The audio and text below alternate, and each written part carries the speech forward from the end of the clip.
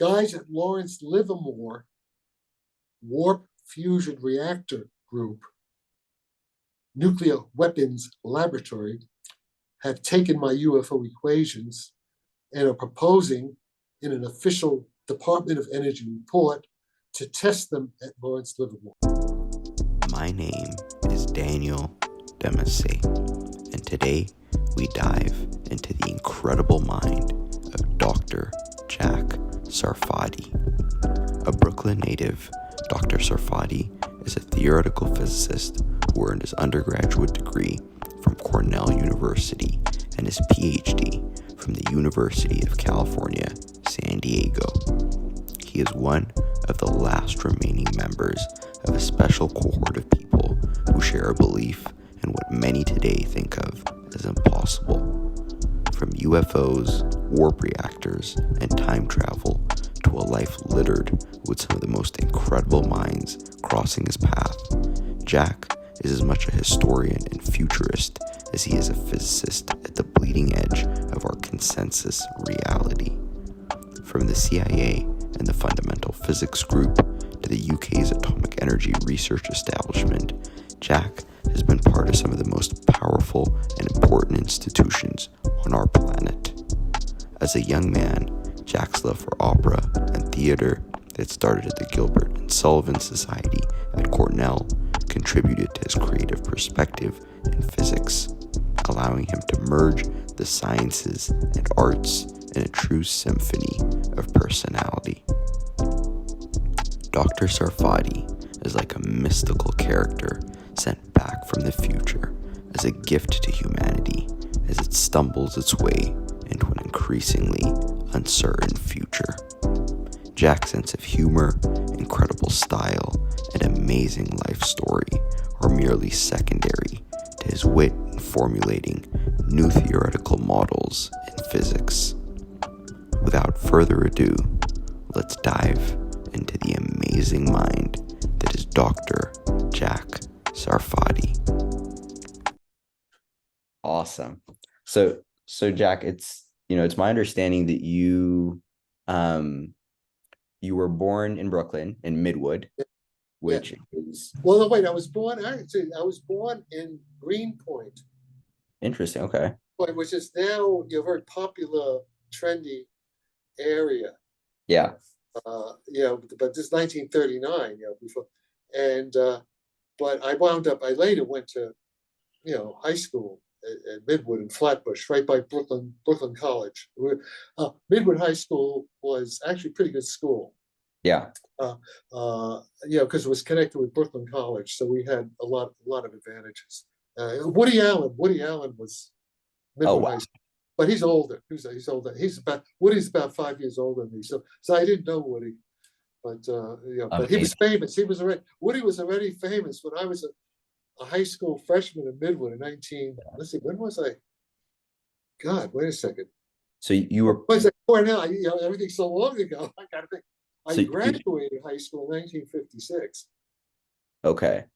So that means I got into high school in 1953, right, 1953. And Woody was already, I think in 1956, Woody was already working for Sid Caesar in television, writing comedy things, and he was already famous, in high school. Everybody knew Woody Allen.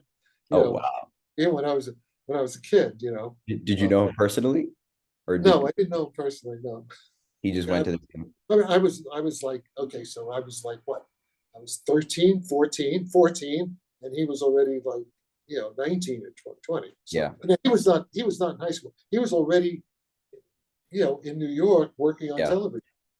So you were born in I find a very interesting time, because you were born 39, which is sort of the same year that World War II started.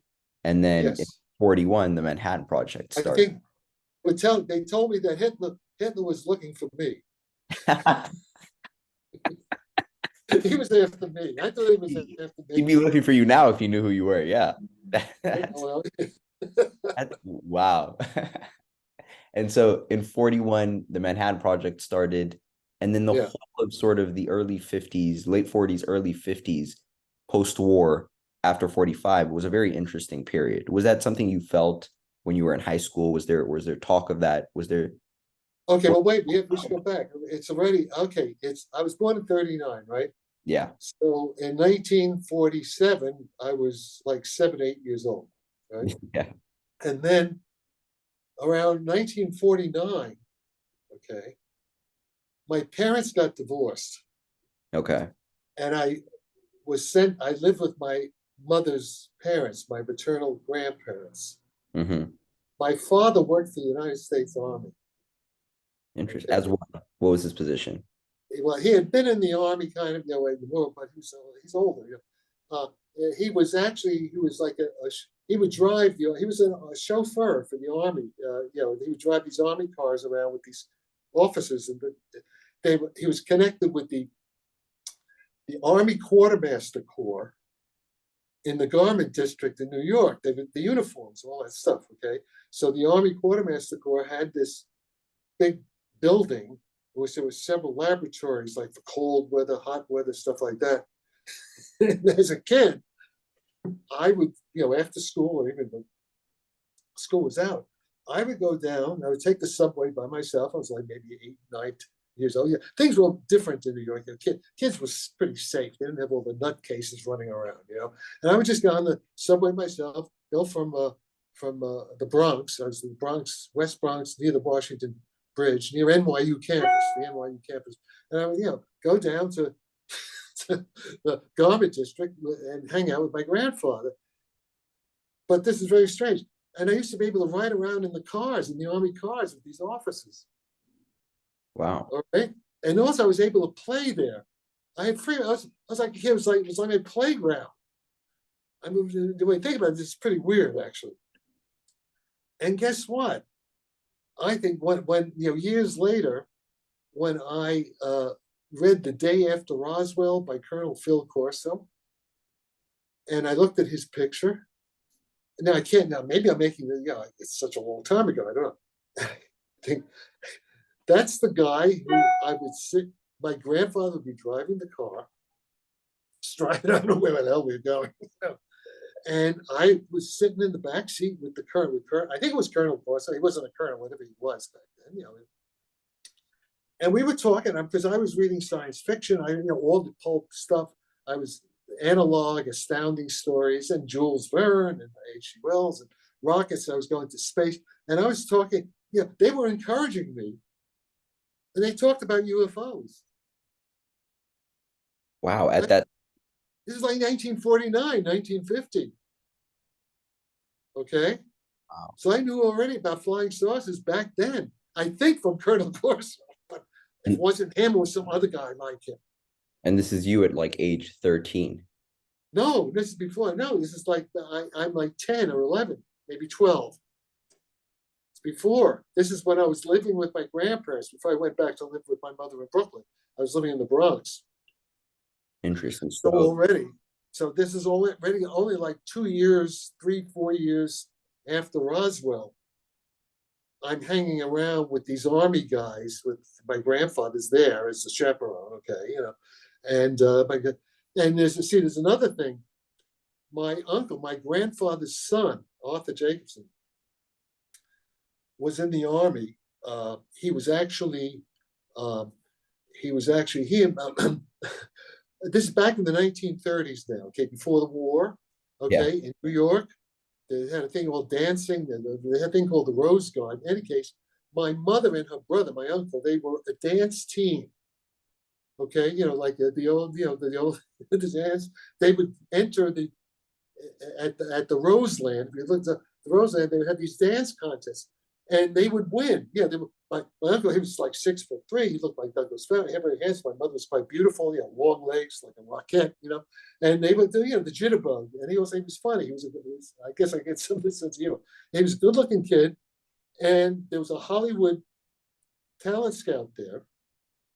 So if they gave him a contract to go to Hollywood, he would get like $100 a week. They were like grooming him to be God knows what, because he could dance like Fred Astaire. He was that kind of dancer, okay? And my mother, And so in any case, but now it was like 1940. It would have been 1941, early 1941. My Uncle Arthur gets, come to Hollywood, MGM or something like that. But the war was, everybody knew there was going to be a war. So my grandfather said, look, Arthur, why don't you join the reserves, do your 6 months, and then you get out of that. Nobody, this is before Pearl Harbor. So guess what? So Pearl Harbor happens. My uncle was supposed to get out of the Army in December of 1941. Pearl Harbor happens. He's ready. They ship him to California, to San Francisco here. He's on one of the first boats out to the South Pacific. So my uncle, instead of going to Hollywood, he went to Guadalcanal. Things like that. Okay, but here's the point. The point I'm making now. My uncle, okay, he was in one division, the 25th Division, I think, which got almost totally wiped out. Oh, wow. He was one of the few survivors. This is like in the early days of the war. They know what they were doing. Like 90% of 80% of them, it was wiped out. He was one of the few survivors. They put him. So, and then he got the reputation. This is jungle warfare. So they're walking through the jungle on the patrols or something. And like Arthur, my uncle Arthur, he just kind of say, hey, there's a Jap up there. And he would bang, shoot it. My uncle tell me these stories. Like, Jap would fall down. He sit down, eat his beans, sit on the, I'm this every time, this is back then, okay. And he said, okay, so my uncle got a reputation. Whenever Arthur was going out on the patrols, they volunteered, we'll go with Arthur. Because he had like, a sixth sense. He is like this paranormal thing. He could see where the hidden snipers were. Okay, so the Army. Okay, right now we have Colonel John Alexander. You heard of him? Colonel John Alexander. He the First Earth Battalion and all the psychic warriors. So my uncle, I think the reason the Army started studying me was because of my Uncle Arthur. They wanted to see if there's some genetic thing with paranormal, like Uri Geller, to sort of see it, because they wanted to be able to use that, for warfare, right? The MK Ultra, all that kind of stuff. All right. So I think that's why. And also, see what also had happened is my grandfather, he was like 45 years old back then, back in 1942. And he felt so guilty about my uncle being going into the South Pacific, that he joined the Army. So that, they gave him, he was already like 45, 46 years old. So they gave him like the desk job and all this stuff with the quartermaster corps. Okay. So I think that's what happened. That's interesting. So that was was that part of the whole Army sort of, gifted kids program that you mentioned that you would participate? Okay, now this is before all that. Remember, this is like I'm 11, 12. This is like 1949, 1950, maybe 1951. Oh, and also, just a funny thing. Yeah. Right by this Army quartermaster corps, there were the original television studios in the John Wanamaker building. And the big thing then was Captain Video with science fiction, space and stuff like this. So I was allowed from the Army thing. So it's all connected somehow. It's all connected. I was, a kid. I was the only kid. I was allowed to go into where they're shooting the episodes of Captain Video. It was like Star Trek, the primitive like Star Trek at the time.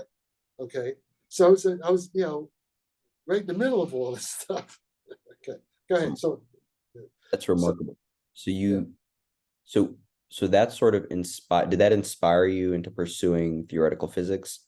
Did that no, not yet. I mean, I was always into physics. I was into space, science fiction. So I was reading all the science fiction. Robert Heinlein, all these guys. I would read, 25 cents every time. Astounding Science Fiction and one of the others. I forget. Analog. I'd read all those things as they came out. It was, they were coming out right then. Yeah. Even what's his name? L. Ron Hubbard, mm-hmm. Scientology guy. He was not. There was no Scientology then. He was just a science fiction writer then. I remember reading L. Ron Hubbard, all that stuff. Okay. Yeah. All right. So then I go back to Brooklyn. I guess this is not 53. I'm about 13, and I go back stay with my mom. She's near on Flatbush and Ocean, right by Brooklyn College, Midwood. Flatbush there. And that's when, so this is after the Army thing, right? Yeah. And so that's when I got the phone calls. You know what I'm referring to. Yes. That's when, okay, so do you want me to go Of into that? course. Okay. So I remember I had just been at the Brooklyn Public Library on Prospect Park on Eastern Parkway or something. Big library. And I had gotten this big book called Switching Circuits. It was like the first, this is 1953 now, right? Switching, you know, it was like computer, like the first switching, it was about, you know, it was a telephone sort of thing, Bell Labs sort of thing. And I remember I had this big book, I'm taking it home, and my mother was off somewhere, I was by myself, and it was summertime, because it was nice and warm. I remember it was warm outside, and phone rings. Okay, phone rings. I pick up the phone, and I hear like very low, you know, kind of like reliving, very low, like numbers, 2, 3, 6, 7, you know, like numbers. I said, what's going on? What's going on? And gradually, you know, it gets louder and louder and louder and louder. And it's Stephen Hawking. I mean, there's a cold metallic voice, like Stephen Hawking's voice, you know, 50 years later, okay? And it says, I said, who's this? And it says, it's a computer on board a spacecraft from the future. And yeah, we're reading science fiction, right? That's This what, metallic voice sounding like Hawking, Stephen Hawking, except it's 1953. and it says this to you. It says, "I'm a conscious computer." Or Correct. he not have said conscious. It says he said it was a computer. I mean, it's 1953. How many people knew about computers? I kind of knew because I was, you know, a smart kid. So it's a computer from the future, you know, contacting me.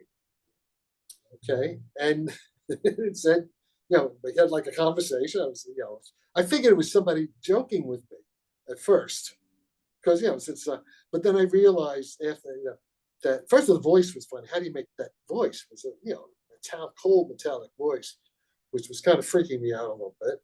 And then I figured, well, listen, yeah, I'm thinking to myself, who could, yeah, I thought it was my friends Winky and Norman, you know, but my friends, they were all simple Irish, Italian kids, you know, really not, you know, average American kids, not into science like me, who did not have the imagination to actually do this. Plus, how could they make a metallic voice? Because it was all going, you know, fairly smart, streetwise kid there, you know, Brooklyn. Sort of, Yeah. Oh, I know. And so then I figured, oh, maybe so it's an adult. So I was a little bit scared, but yeah, well, it's also fascinating, right? It was fascinating. And so basically, it said that it wanted to teach me the technology, how to make them. Okay. Because I'm going to be making them. You have from the future. It's time travel, right? I mean, I've been reading about this, you know, flying over. Simon, and they said that I wasn't the only one they were contacting. There were several hundred others they're contacting. They said it used the phrase "young receptive minds." Okay, young receptive minds. But here's the kicker. The kicker is that it says, I begin to meet the others in 20 years. To meet the others in 20 years, 53, no, 1973, I'm going to meet other people, part of their thing, right? That's what they're saying. And then it said, at one point it said, but you have to do this of your own free will. You know, I'm not being forced to do it, right? But they want, yeah. And I mean, I'm paraphrasing it. I don't remember the exact details because it was 1950. How many years ago was that? 70 years ago? Okay, all right. And then it said, so I had to give a decision. I had to, of my own free will, say yes, I'm going to participate. And then I remember, I started getting frightened. Internally, I'm thinking to myself, and I'm saying, somebody's saying, "Don't do it, Jack. Don't do it." You know, like the devil and the angel on different shoulders. Don't do it, Jack. Don't do it. And he was like, "Do it, do it, do it." You know, that sort of thing. And I'm thinking, I hear like a voice in my head saying no. But then, see, I remember my 13-year-old kid. I know it. I feel a like an electric shock, electric, feeling, go from the base of my spine to the back of my thing, and and I hear myself saying yes. All right, remember that very well. And then the computer says, "Good, go to your fire escape, and we'll send a ship to pick you up in 10 minutes." So at that point, then I got scared.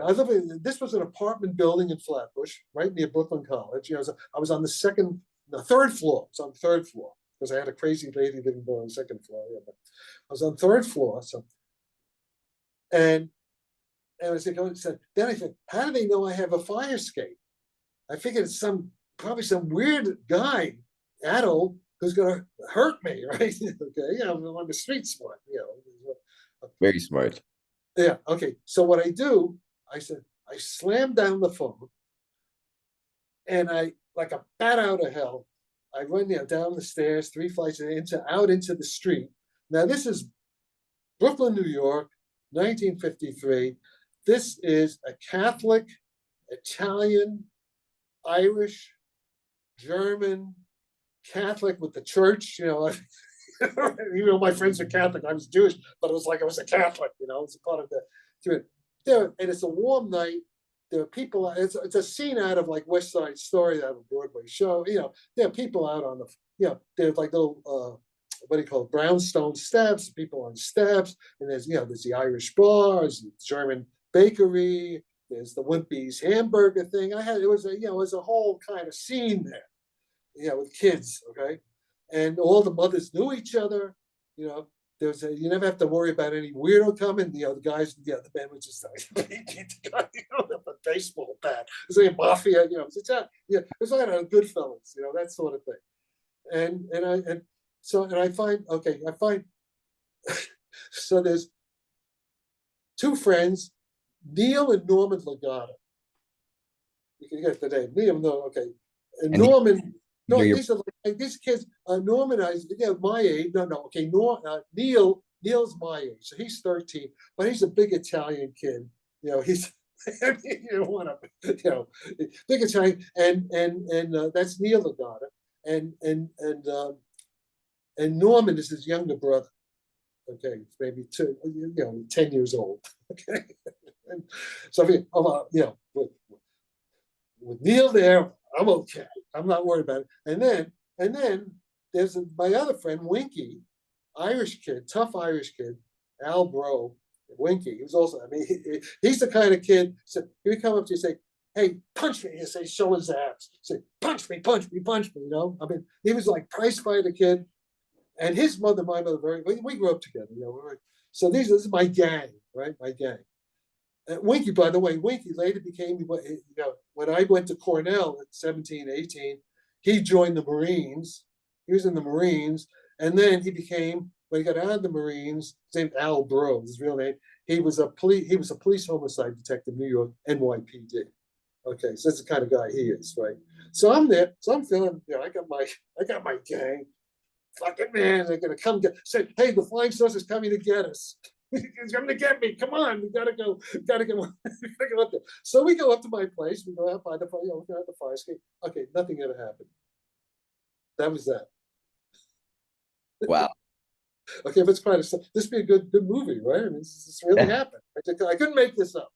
I can't make this up, right? So wait. Okay, so nothing ever happened. Okay. All right. So then, let me drink some water.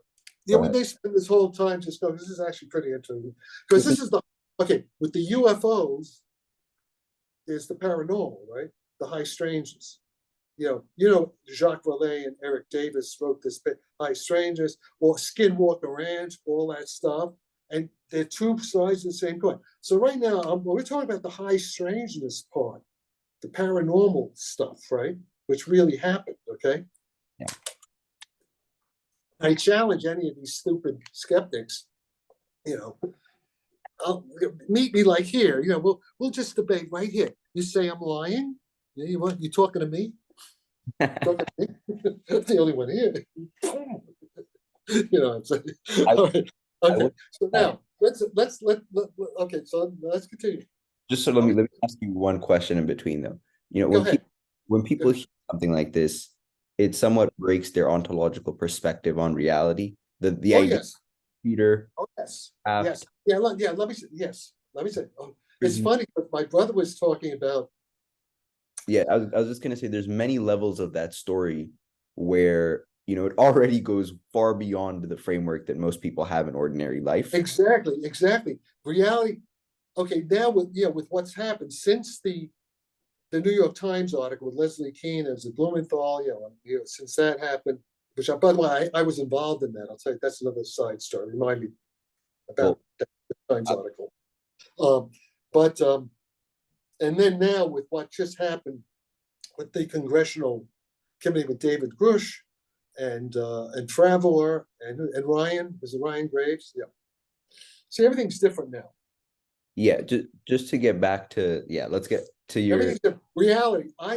Jacques Sarfatti is creating a narrative here. Okay. And I challenge, I don't have any peers. You understand? I'm going to be 84 years old in a couple of weeks. I have institutional memory. I have memory that none of these guys have, except for Hal Puthoff. There are a few. This Hal Puthoff. Who's around? Who's alive? Okay. All my friends are dying, right? I think Targ is around. Russell Targ, Fred Allen Wolf, Uri Geller. Like, who else is around? Christopher Green. Who else is there? I think other than Creon is that era. Creon is probably not part of that era, but Creon Levitt. Well, no, Creon's in between. Creon Levitt is. You know who he is. You know who Creon is. Okay. I'll be speaking to him tomorrow. Yeah. Yeah. Oh, okay. And so I guess there must be others. I can't. Anybody else? Are they all dead? Is everybody dead? Everyone's gone.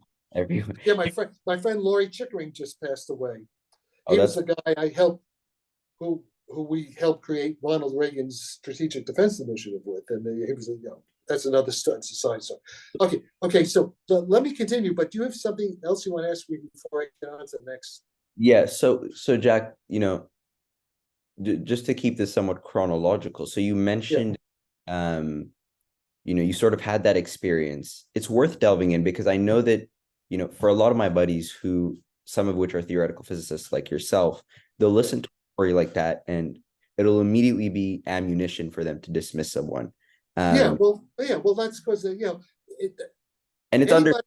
That's because that's because they're not first rank. A really high intellect will process what I'm trying to say, because everything I'm saying is empirical. It's based on observation. It's evidence. I'm giving the evidence. It's like Dragnet.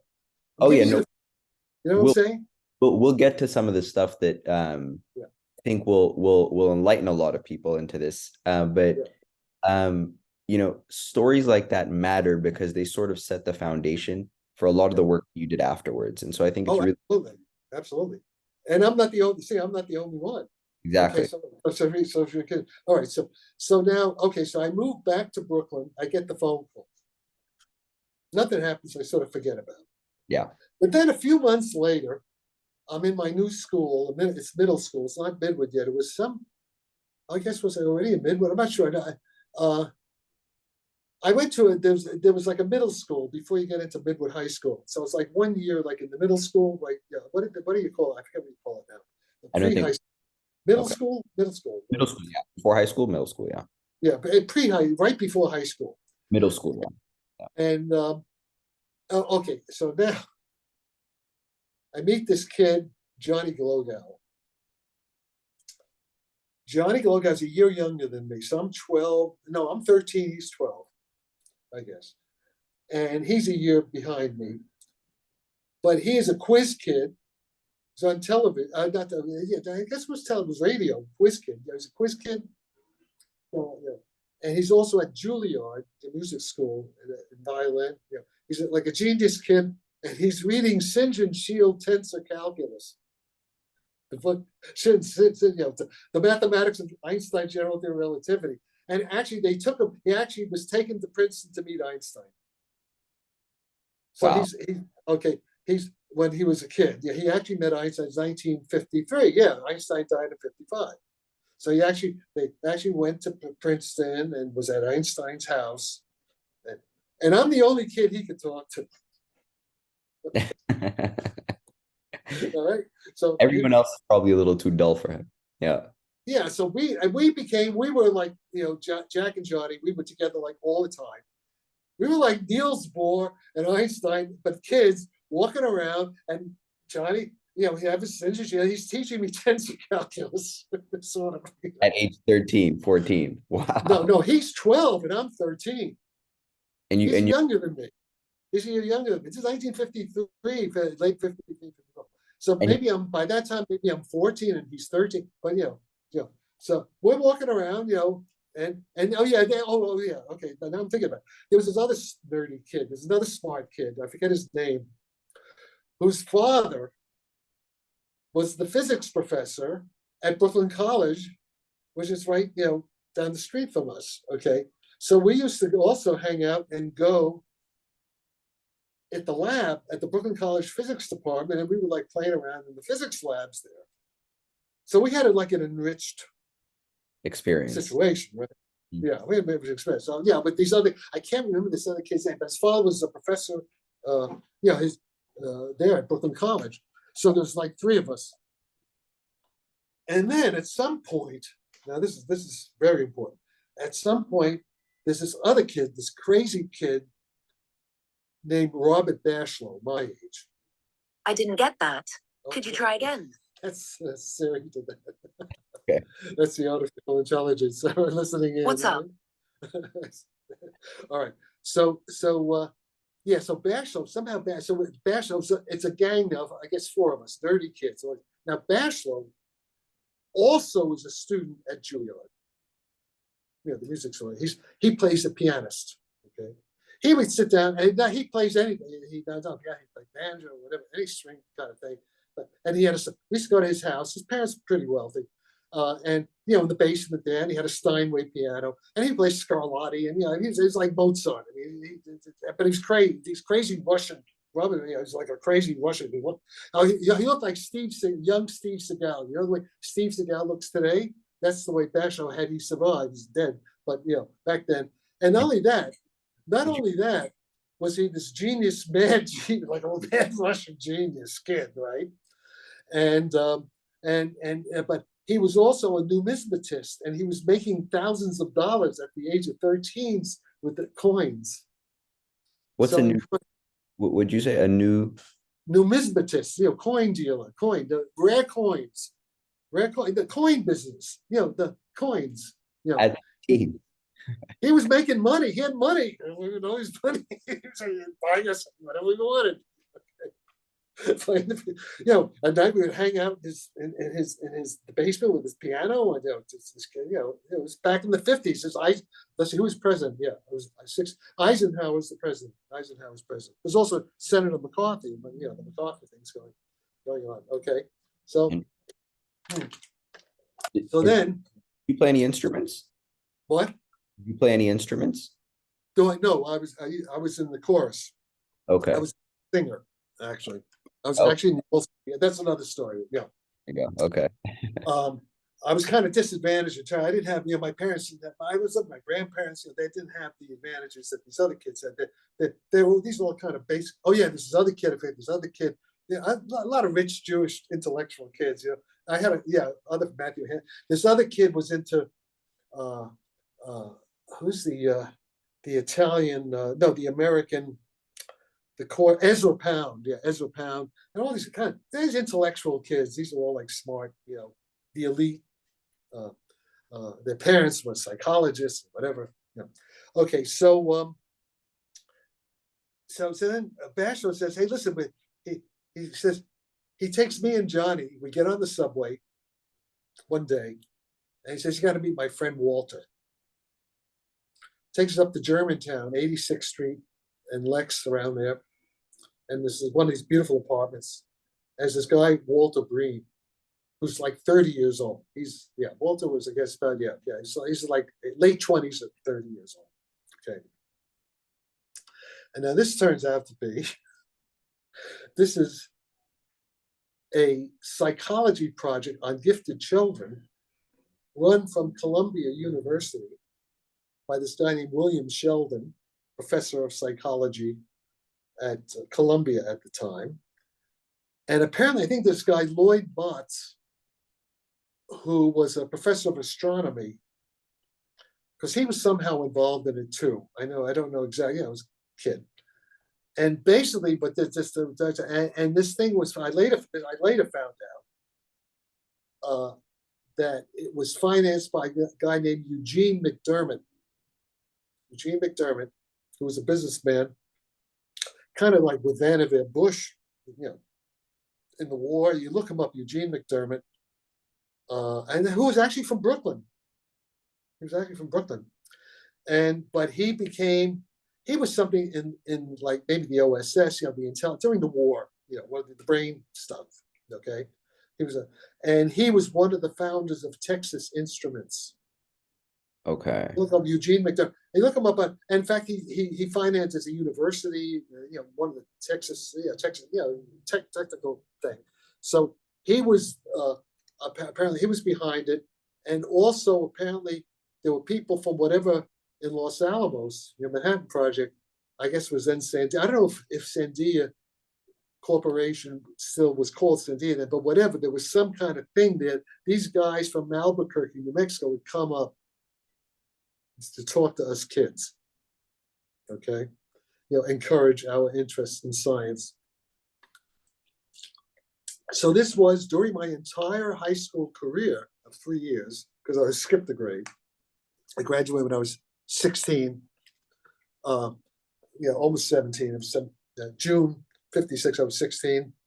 And so the point is, Johnny Glogauer, Bashlow, I, and a bunch of other kids, a guy named Robert Sullivan, who became a professor of mathematics at Berkeley, logic theory, stuff like that. I think he may be still alive. Who's the guy who became head of the Fed? Greenspan. Martin Greenspan was part of the group, but he was older. They had other groups. There were these kids. They were, and there's Ayn Rand. I remember some of these people that was into Ayn Rand. I met Isaac Asimov. Met Isaac of the Walter.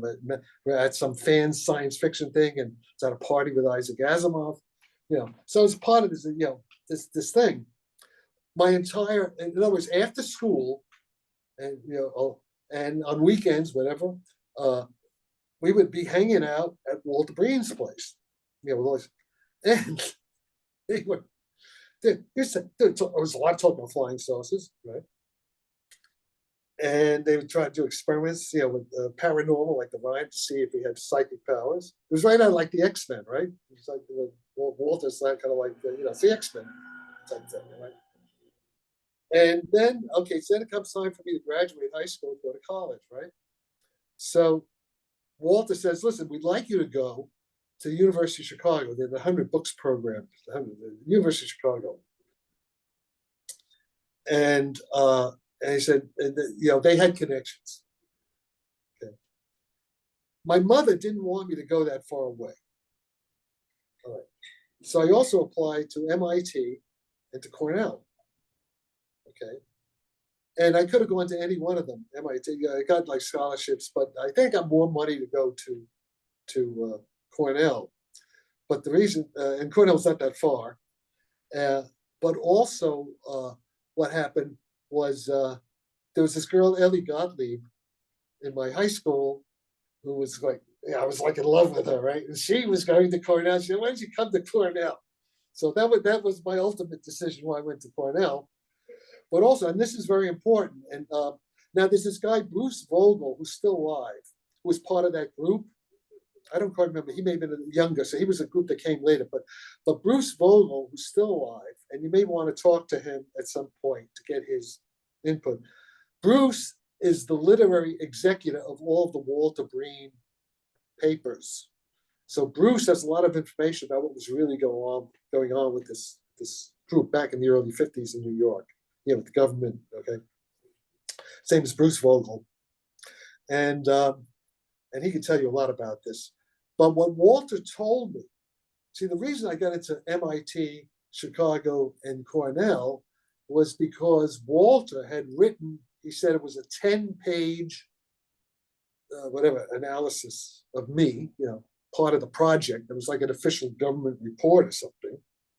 And I remember Walter saying, Jack is emotionally, I'm arrested development, like that. He's emotionally immature.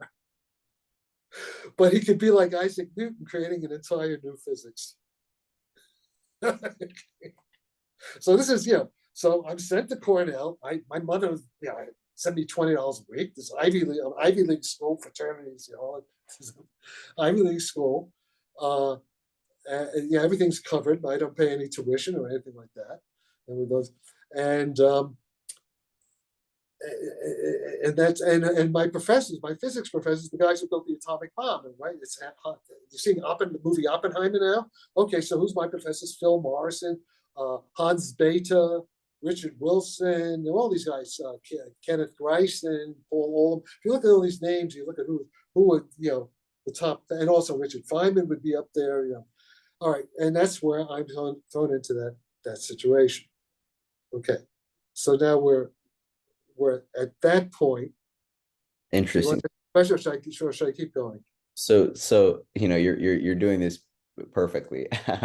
So we've sort of gone through your high school experience, sort of you meeting a very interesting group of people into Cornell, and at Cornell, I find that you sort of get embedded in things much deeper, right? You begin to pick up on a lot more of some of the theory. You begin to pick up on a lot more of the ideas as a result of osmosis a lot, because well, okay, so what's happening at Cornell, I become like an assistant to Phil Morrison, helping him clean up his office. And Phil Morrison is working with Cocconi on the 21 centimeter line, for extra contacting SETI, the whole SETI program. I'm actually there while they're doing all this stuff. Listen, was this Tommy Gold? I'm like Zealot. I'm a kid, right? I'm part of I'm a student, right? Yes, and then there's and then at some point, so the senior year. Also, by the way, I was also my music. I was the lead tenor in Gilbert and Sullivan, the Cornell Savoyard Society. Now, so this is where, now I got to say something about the CIA and everything, right? The CIA, right? Okay. This is the late 1950s. McCarthy and Eisenhower is the president of the United States. As a Cornell student, I was introduced to. I met Harry. I shook hands with Harry Truman. Harry Truman, all these people come through. Let me just say when I first got to Cornell, it's 1956. I just want to create a thing. My mother brings me to Grand Central Station. I'm going up to Ithaca, New York. Okay, and they have the Cornell Special, which is a steam engine, an actual steam engine. Steam, steam engine. And all these kids, a lot of these Jewish kids from New York, they're like harvesting all the genius kids because they want to create scientists, right? I remember getting on the train with all these kids, the Cornell Special. There was like maybe 3 or 4 cars, like a couple of hundred kids, maybe I don't know how many kids, going up freshmen to Frosh Camp, going to Frosh Camp. And I remember the smoke from the goddamn locomotive, breathing in the fucking smoke. What the hell is this? Okay, we get to Ithaca, we get to the train station, and there is these guys, these Anglo-Saxon, waspy guys in their beaver coats, it's right out of Nilsson Eddy. It's right out of like a Broadway show. And beautiful drum, girls, with their short little things, with the band, the marching band, playing all this, Star Spangled Banner, all this. It's like a show. There's a whole show coming, where they're welcoming the students. Okay, and then we went to, I forget where the camp was. It was some kind of camp, sort of like Bohemian Grove now up in the. I don't know if you're about the Bohemian Club. That's another story. And who was the night we're there, it's the governor of New York, Averell Harriman, right? Is giving us like the pep talk, freedom and responsibility. You are the future leaders of the nation. All this elite stuff. It's Ivy League, it's Harvard, Yale. And this is especially 1950s. It's all this is white privilege. Okay, you want white privilege? This is really white privilege. This you want ruling class? This is ruling class. Okay, here's this little Jewish kid. I'm thrown right in with this other kid because this is because they knew the Jewish kids were smart. Okay, so but we're thrown in, and plus with all the Anglo-Saxon blondie girls, they would love the Jewish boys. They're smarter. There's all that kind of stuff going on. All right, so now, so time goes on, and because I had been in the all-city chorus in New York, where they would we go to Madison Square, there was a concert, the all-city chorus. Guess who was conducting us? It was like 1,000 kids from all the high schools, the top singers, from different choruses to high schools. And we're conducted in the Dvorak New World Symphony by Arturo Toscanini. Who Toscanini was? Arturo Toscanini, great Italian. I'm saying, and I hear Toscanini. You can hear him kind of singing, the from Dvorak New World Symphony. There's the choral thing that the kids were singing, and he was kind of like singing along, conducting things, all right, things like that. So here I get to Cornell, and I right away go into I joined the Cornell Savoyards. The Cornell Gilbert and Sullivan Society.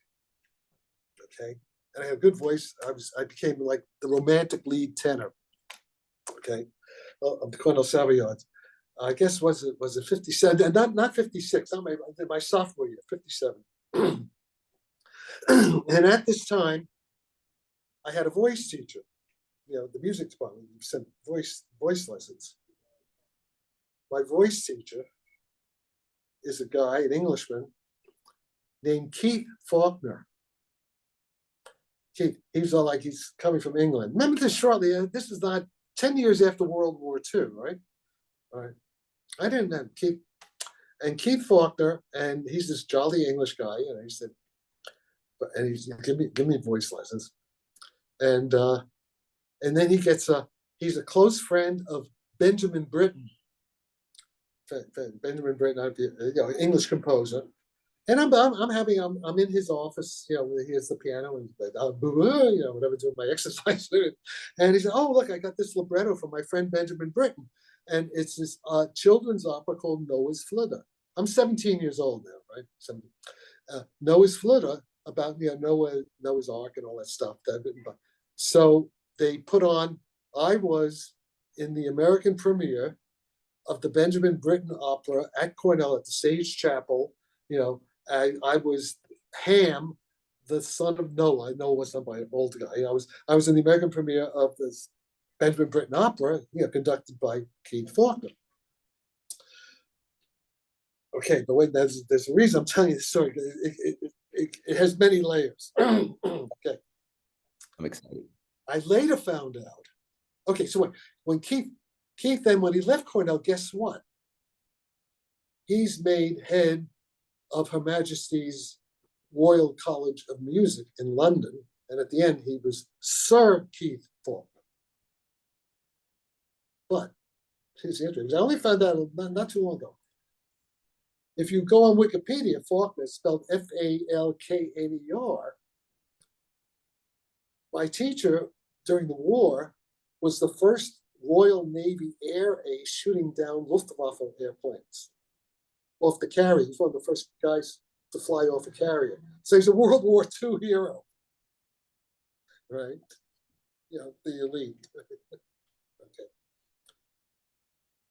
And why am I saying this? Because several of my professors at Cornell were, coming from England, Oxford, Cambridge, London, okay? They would come over back and forth, okay? Now, there's a movie called The Good Shepherd, which I think Al Pacino's in. I'm not sure who's in it.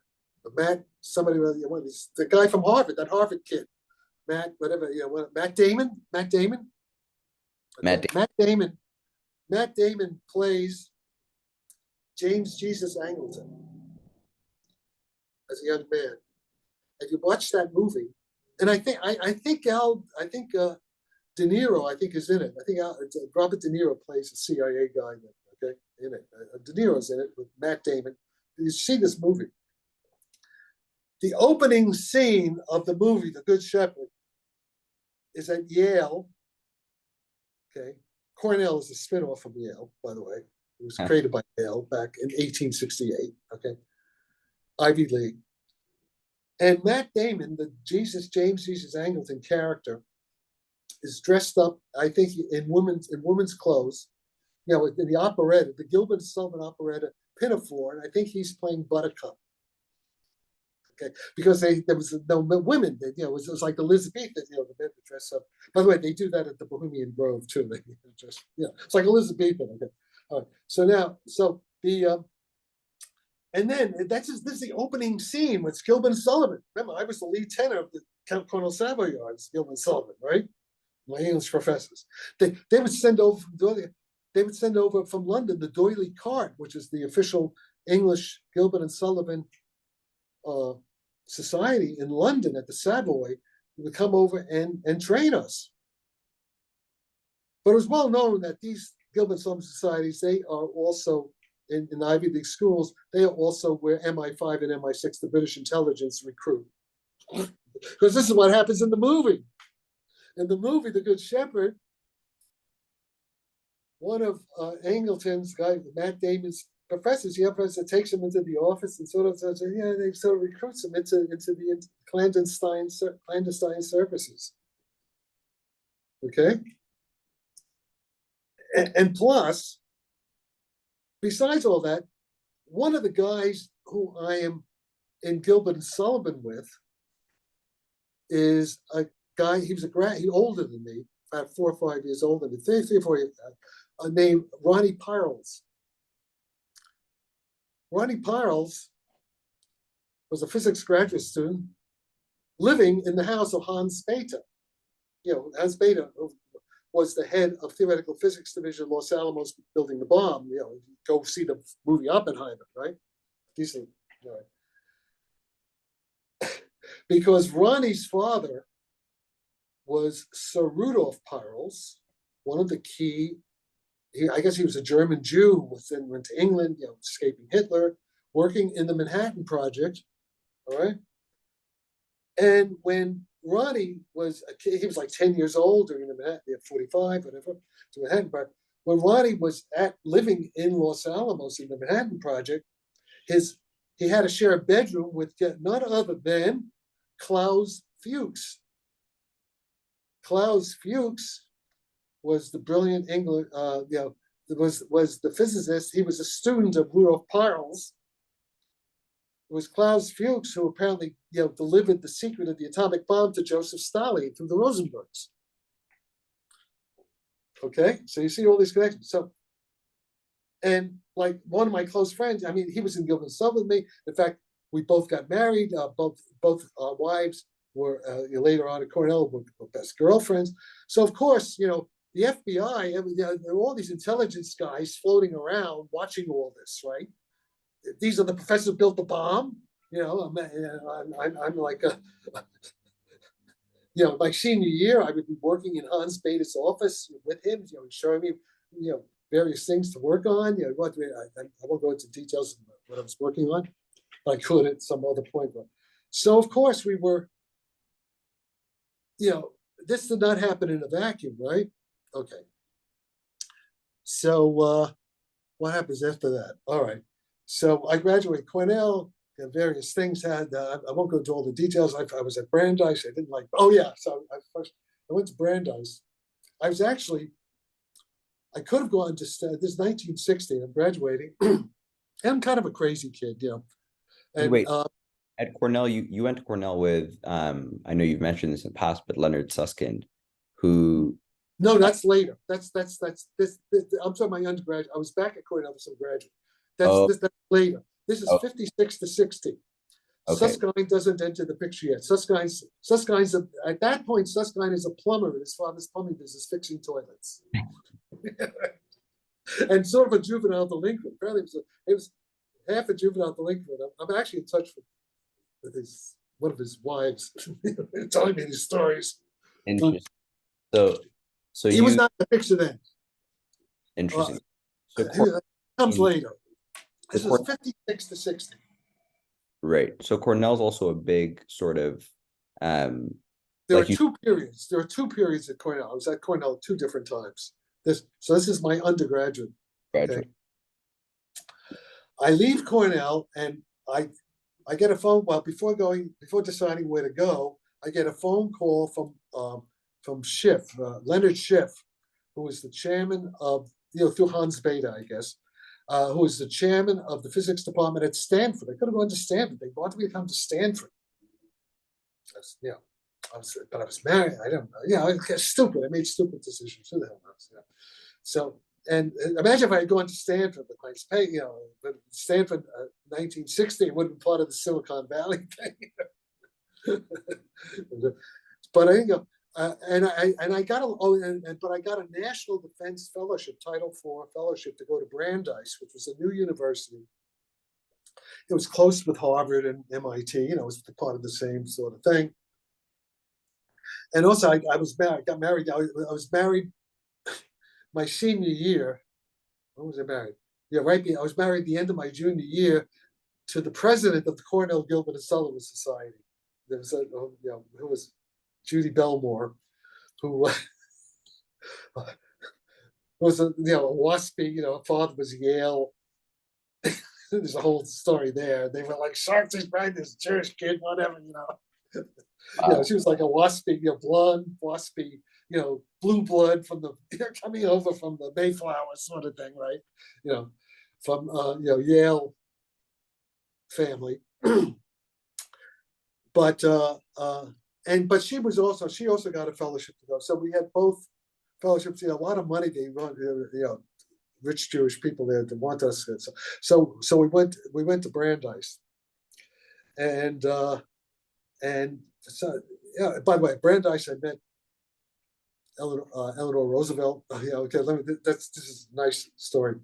So I'm just arrived at Brandeis, and the president of Brandeis is a guy named Abraham Sackar, who was offered to be the president of Israel. They're really tight connections to Israel, which is all the Mossad, right? Okay. And there was a party for the incoming graduate students. This is now September of 1960. And I don't know where my wife, I guess she was there. She was already there, I guess. And I'm by myself, and I'm walking, and there was like a little hill. And I'm like walking up to the president's house. It's this campus. And I feel somebody tapping me on the shoulder. It's this little old lady. And it's Eleanor Roosevelt, the king. It says, young man, could you help me? She's going to the party too. I said, can you, she needed, she was frail.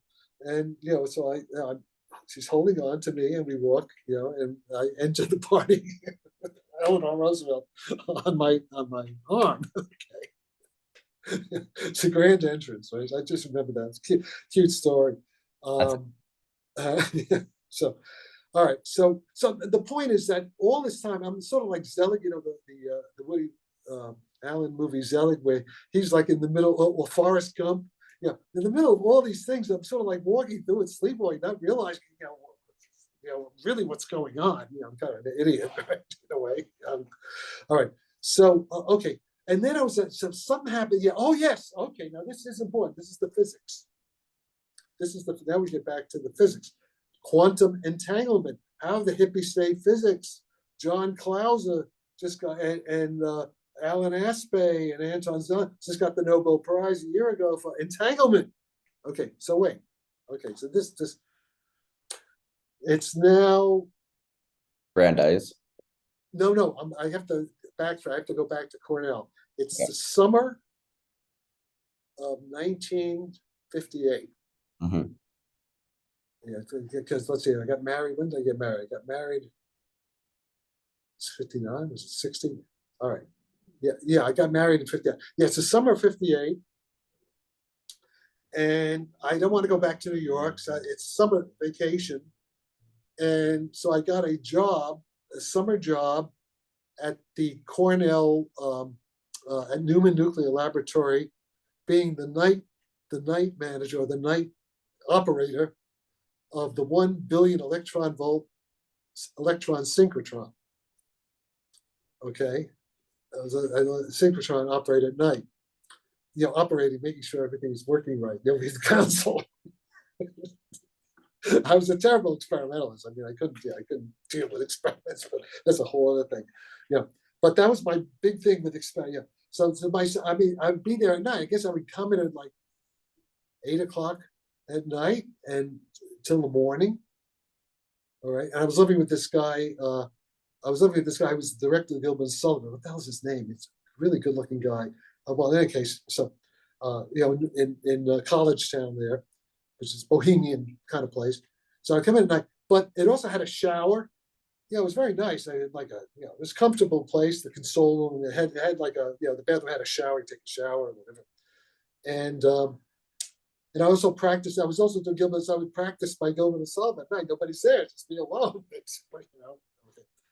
But that synchrotron was run by Robert Wilson, who was from Los Alamos, Robert Wilson, and who later became head of the Argonne Batavia, the big thing outside of Chicago. But part of my job was my experimental. I mean, me and Robert Wilson, we had to take apart. It was like a 30-foot, maybe 50-foot glass tubing, with the electrons that go around like that. But it had to be maintained, so we would take it apart. We had to disassemble it, put it in. So I was like Mickey Mouse with the Sorcerer's Apprentice, right? But Robert Wilson being the sorcerer, he tell me what to do. All right. So that's my experience as an experimental high energy physicist with Robert Wilson. Okay, but now here, why am I saying? But at night, I had this book called Quantum Theory by David Bohm, Bohm. So at night, I was reading the book, right? I was actually studying a little bit. And now David Bohm was a young assistant professor of physics at Princeton in 1950. Okay. David Bohm, and also Phil Morrison, one of my Cornell professors. David Bohm was a student of Oppenheimer at Berkeley in the 30s, as was Phil Morrison. And you see, there's now the movie Oppenheimer. This is very current, right? Everybody wants to see the movie Oppenheimer. So I'm giving some background in this movie.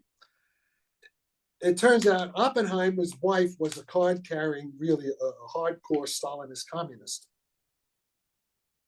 back in the 30s in Berkeley. And they were all communists, even I don't know if David Bohm himself was a card, but all the intellectuals, they were, at that point, they were all being brainwashed, it was the thing to do. Everybody was a communist. Anybody with an IQ of 120 was a communist back in the Depression, that whole sort of thing. I think even my father flirted. My father was, that's another story. Yeah, I think even he may have been a communist back for a little while, but then he became an Archie Bunker later on. Interesting. So yeah, like neocons, whatever. Okay, so I'm reading this thing, and I remember reading part of it. There's a whole chapter in David's. Oh yeah, so David had written this book at Princeton when he was working with Albert Einstein at Princeton, like 49, 50, okay, 51. And in fact, he was teaching, and he wrote the book because he was supposed to teach the quantum mechanics course at Princeton that year. He was a young assistant professor. That was his job, to teach that course. So he had so this book he wrote were his lecture notes. But of course, he was a student of Oppenheimer, and very close to the Bohr, the Niels Bohr, the traditional point of view of quantum mechanics. So this book is a beautifully written book. In fact, anybody want to learn quantum mechanics from the Bohr, this is pre-Bohmian, it's Bohm, but pre-Bohm, before he did his thing. And it's beautifully written, and it's very clear.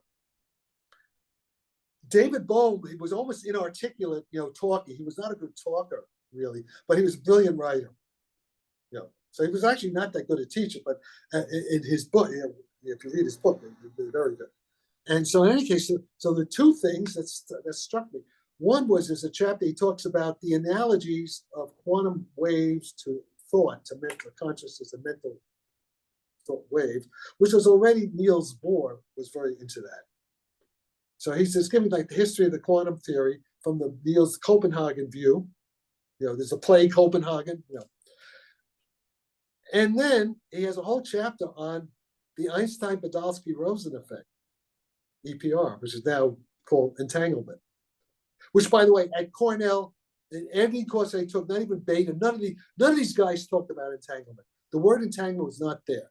The only thing they did, was there Aharonov-Bohm? There may have been some talk about the Aharonov, was not quite entanglement, the non-locale. There may have been some talk about Aharonov-Bohm. I think that was I forget when he did that. No, maybe not. Maybe it was even before that. But there was no talk of entanglement, EPR. I was the only one reading that. Nobody else was reading Bohm. Okay. And okay. So I was already I knew about entanglement, EPR, from reading Bohm in 1958. Okay, then I get to Brandeis. It's now 1961 or so. And when I'm at Brandeis, they were trying to get David Bohm. A little background. What happened, because of Bohm's connection with Oppenheimer and the Communist Party, and Senator Joe McCarthy was investigating all these guys, right? And so David he's still a professor at Princeton, and he's called by the McCarthy committee to testify against Oppenheimer. He's not going to do that. So what happened, Einstein, this is what really happened, Einstein helped Bohm, through his connections, escape on a ship to Brazil. Wow. Okay, to Rio de Janeiro, where he became part of it. And I was invited there too later on, many years later. There's a whole story of that. Okay, so Bohm, rather than to testify, and this is with Edward Teller, the whole kind of thing. I knew Edward Teller too. That's another thing. So Bohm winds up at the Instituto Psíquicas Físicas, whatever, Rio de Janeiro, on the beach in Rio. Not a bad place to be. Who comes and stays with Bohm for at least several weeks, maybe several months, was Richard Feynman, the young Richard Feynman, and this other guy who I knew very well, Jean-Pierre Vigier, Frenchman, who was actually a communist during the French resistance, a protege of Prince Louis de Broglie, Paris, all this stuff. And so you have Feynman, Bohm, and Vigier on the beach, Ipanema Beach in Brazil for several months doing their physics thing. Okay, which wasn't so. I wish I had been there. Okay. All right. So now, here I'm at Brandeis. I'm with Sylvan Schweba and Stanley Desser, and a whole bunch. I've met Valentin Bogman, who came from Princeton, electron group theory. These other guys, and Norbert Wiener was still alive. Norbert Wiener used to go and listen to him, I think. And there's a bunch of other guys. Oh, this guy, Stan Klein. Oh, Stan Klein is still alive. You may want to talk to him. He's still alive. He's at Berkeley. He's doing biophysics. He may be a little bit senile. Those my friends, I think, the senile. I think Lenny Susskind may be senile. I don't know. Got disappeared. I'm the only one who's not senile. Some say I'm senile too.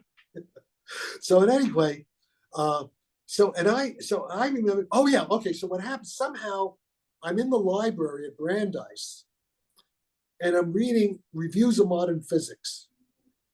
And there's a paper by David Inglis on the tau theta mu meson puzzle. I'm reading that. And there's a section on the Einstein-Podolsky-Rosen effect, that these particles are coming out correlated, in spin singlets, like what later called the Bell states one. And then that said, oh, I remember reading about that. Okay. And then from the way the paper's written, and I forget if Bong makes this point or not, but from the English paper, it makes it clear there's a tent of what Ray Chow today would call a creative tension. There's like a contradiction. What's going on here? We don't understand, between special relativity and entanglement, because it looks as though you can that things are going like faster than light, of space like separating faster than light. Okay, and this is, to me, this is the thing to work on. This is the most important problem in physics, right? To me, back at Brandeis, 1961. So I go to Desser and Schwaber. I said, I want to do this for my PhD. They say, no, shut up and calculate. And then I got into it, and I was pissed. And I'm supposed to take an oral exam, and I got into a fight with some guy the night before, and I got really pissed. And I remember Dessa at the oral exam at Brandeis, Dessa saying, tell me about a Poisson bracket. Now I know what it was. I think that was the same thing that Dirac said to Feynman when that was Poisson bracket. Because I now understand why Dessa, it was actually a good question, because Dessa was working at that point with the Hamiltonian formulation of general relativity. The honor with Dessa Misner. This is right there. Had I not been such a jerk, I would have stayed at Brandeis, worked at Stanley Dessa. But I was a schmuck, I didn't quite. I didn't want to answer. I was kind of pissed. I don't know. Oh yeah, I was angry because they wouldn't let me work on this. So I sort of like got up and I walked out of my oral exam. I left. I said, "Fuck you. Take your. I was schmuck, Take your national defense fellowship and flush it down the toilet for all I care." Because it was easy. So what happened? So I quit. I quit. And then somehow somebody directed me to, a couple of days later, I'm going around looking for a job. My wife is still a student there, I'm not a student anymore. And somebody says, so I wind up at this place called Tech Ops on Route 2. It's in the MITRE building. Right? We said, oh yeah, we'll give you a job. I'm hired right away. This was a CIA thing. They were doing, lasers were just coming in. It was George Parent, I forget the name, Tom Barron, somebody. The nice guy. These were nice guys, and they hired me. I guess I was getting, $7,000 a year. It was a lot of money back then. Whatever. Lexington, Massachusetts, Route 2. It's like the Silicon Valley of MIT, sort of back then, a little bit. There's this big. What's the electronics lab is not far from there too. There's where they did in World War II, where Schwinger was, and the big MIT, the electronics thing, and so I'm working there, and they want me to do and at this point they were really nice. They were very nice, and in the cafeteria with MITRE, these are all CIA guys, right? These are all defense, heavy defense stuff, and I remember George. He got his PhD from Rochester with who's the guy, the famous classical. It'll come back to me. Emil Wolf. And they didn't know much quantum mechanics. I was doing quantum mechanics. They said they wanted me to figure out. They were into a classical theory of coherence because they were into lasers. Lasers we already knew. They're working on lasers. They were trying to develop the cameras, the satellite cameras, for the CIA and the Defense Department to see, the airfields and stuff, spy satellites sort of stuff. And it was soon after Sputnik, right? And so they wanted to develop a quantum theory of coherence because they had the classical correlation functions, and then the Hamburg-Brown twist effect was getting into all this stuff. And so I became their quantum mechanic, to read the papers on quantum theory. And there was, at this point, a young professor named Roy Glauber, I would go over to Harvard, was developing this the Glauber coherent states. And actually one of my friends from Cornell, one of my roommates from Cornell, Ben Marlowe, was Glauber's graduate student at Harvard. So I was, learning some of that stuff and, applying it. Let's see. And so why did I get into this? Okay, so yeah, and then they want to be, okay, so I wrote a paper. I actually wrote my first paper was published in Il Nuovo Commento on quantum correlation theory of black body radiation. Something that I did for them. Okay. And they have, my first published paper, I was 22 years old. All right. So, and I would go over, spend a lot of time at Boston University, the quantum group of Boston University, and MIT. Oh, yeah, I was also at MIT. Let's see, this is what I was also at, I was still at Brandeis when Aldous Huxley came. Yeah, I forgot the little digression, and taught the doors of perception about LSD. This is like 19 at MIT, and the one famous thing. And I was there with, guess who? With Timothy Leary. Timothy Leary was a professor of psychology at Harvard, very straight.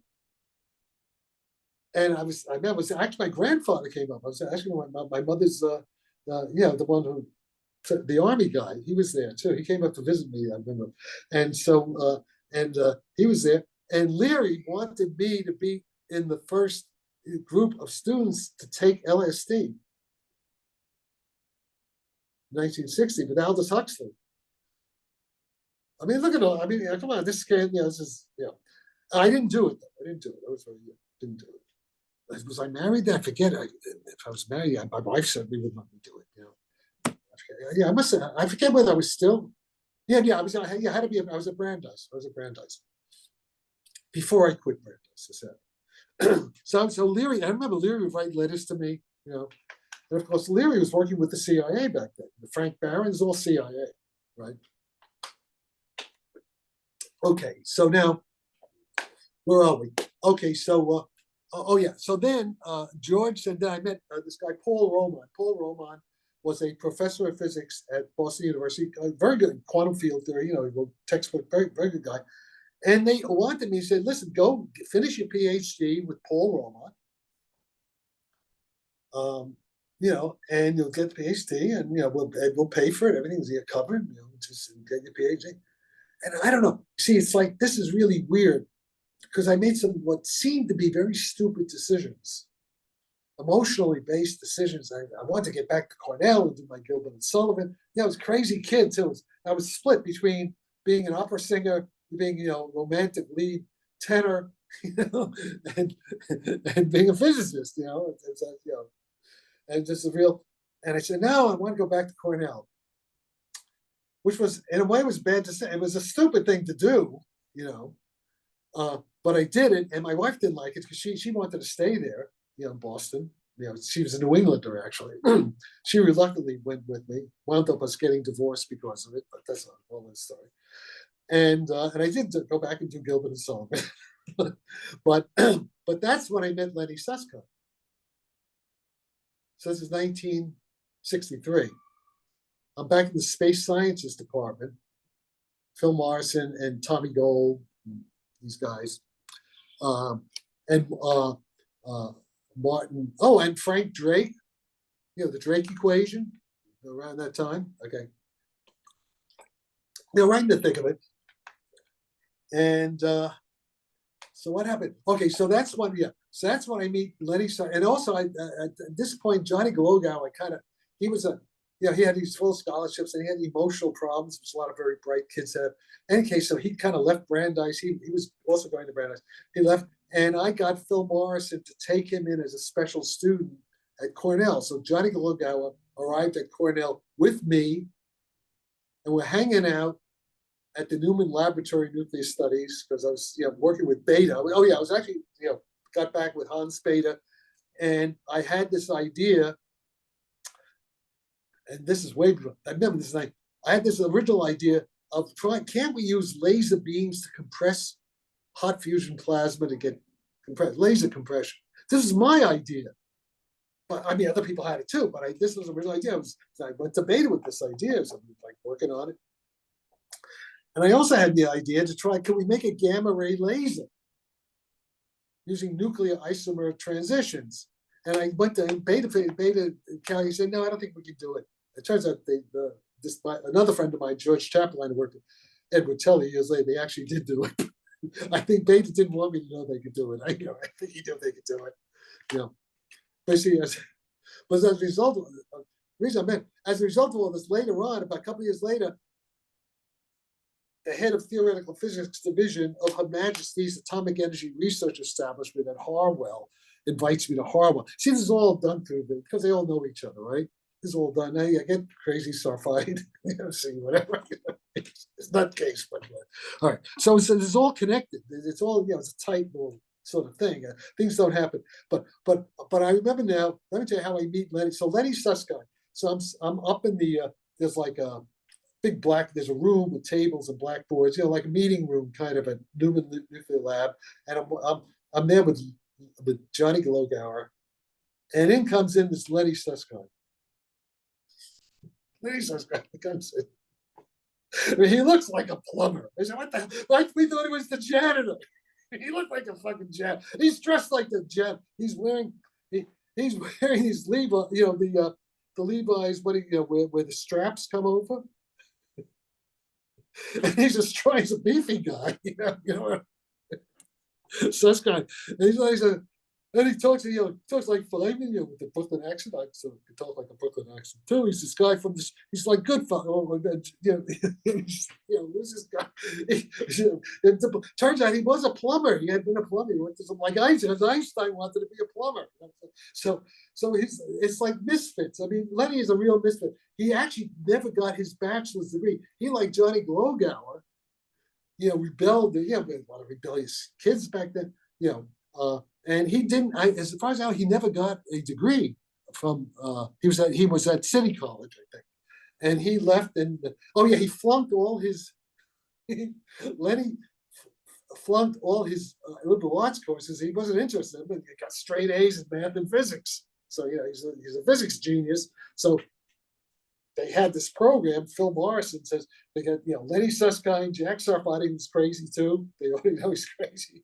Jacques Sarfatti, Lenny Susskind, and Johnny Glogauer, the three misfits. Three amigo misfits. We're hanging out together. Okay, so that's how that happened. So, all right. So then what happened? I won't go into all the detail. You can ask me other times. But so then what happened is I got a offer to go to California. Where I always wanted to be in California. And it was only supposed to be a summer job at Ford Philco Aeronutronics in Newport Beach, California. Okay, defense contractor. And I wound up there. Then so then what happened? Oh yeah, okay. So I'm at Ford Philco. This is now November of 1963. I'm sitting in my office, Ford Philco. I felt like not going back to California, not going back to Ithaca, because they were paying me $1,000 a month. Which at that time, and for a 23-year-old kid, is a lot of money. It's be like what, $4,000 or $5,000 a month now, I guess. Well, then it was even more than that. Maybe it's more than that. Maybe it's $2,000. I forget. But I had a lot of money. Money was no problem. And I had from Hollywood Sports Cars. I had a 1959 XK150 black convertible Jaguar, with white leather, Hollywood Sports Cars on it, and knockoff wire wheels, and weekends I go up to I was hanging out with Hollywood starlets, and I had a place in Laguna Niguel Beach, like living it up, not bad looking kid at that point. And so who wants to go back to it? It's a good point. And so, but then this guy would walk into a room, November 22nd, JFK is killed. That's a big shock to everybody, terrible. And so I was very patriotic. And one of the things I decided, I'm going to join the Navy. So I went to become a naval officer, right? And for some, I don't know what happened there. Then because of flat feet or something, I had the flat feet. But also, I volunteered. James Bond was into that kind of stuff, right?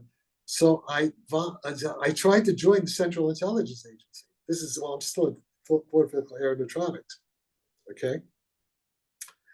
Not knowing that now RFK Jr. says was the CIA who killed this.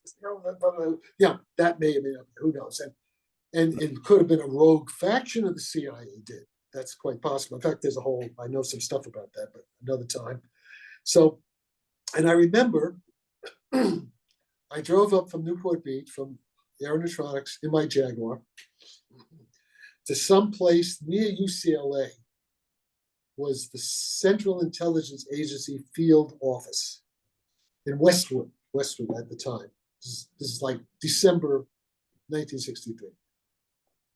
And there's this one guy, I remember the room is all full of like tape recorders, just, like long line tape recorders. And I forget, I don't know, maybe they drugged me, I don't remember. But I remember being there for hours talking, they were, to interview, whatever they're doing with me, okay? And I left, and the guy was very nice. And that was, I never heard back, I never heard from them. I never heard from them. But there was this initial overt CIA contact, okay, which is, I think, significant. So then what happened?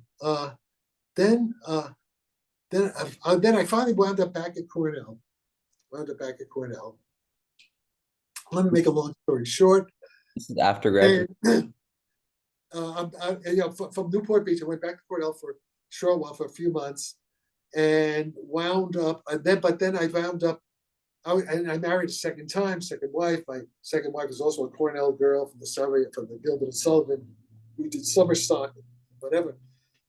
Turns out luckily her father was a very wealthy man, Cleveland, and we spent a couple of months in Cleveland. But I decided I better go finish my PhD. But I liked California, La Jolla, and I went to UCSD La Jolla. And my wife was also a student in La Jolla in English, and so we moved to La Jolla. Back in California, and then eventually I got my PhD, and I was assistant professor of physics at San Diego State.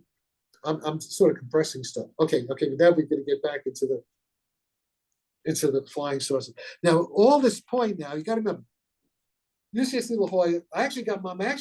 My degree actually reads from UC Riverside because I was working with Keith Bruckner at UCSD, who had a lot of students, and at the same time, I was assistant professor of physics. They hired me even before I got a PhD at San Diego State, which is right down the road from UCSD. And I was under pressure to get the PhD fast, So because Keith didn't want me to leave, but he had so many students. And he would keep students for like 6 years, 7 years. They would get paid. And here I already had a job, was married. My wife also was an English professor. And this guy, Fred Cummings, who I had worked with at Ford Philco Aeronautics, was at UCR, which was a brand new campus, university. And Fred said, listen, he said, by the way, I did my PhD written exam, which is the important one, at UCSD. And I found out that I was second.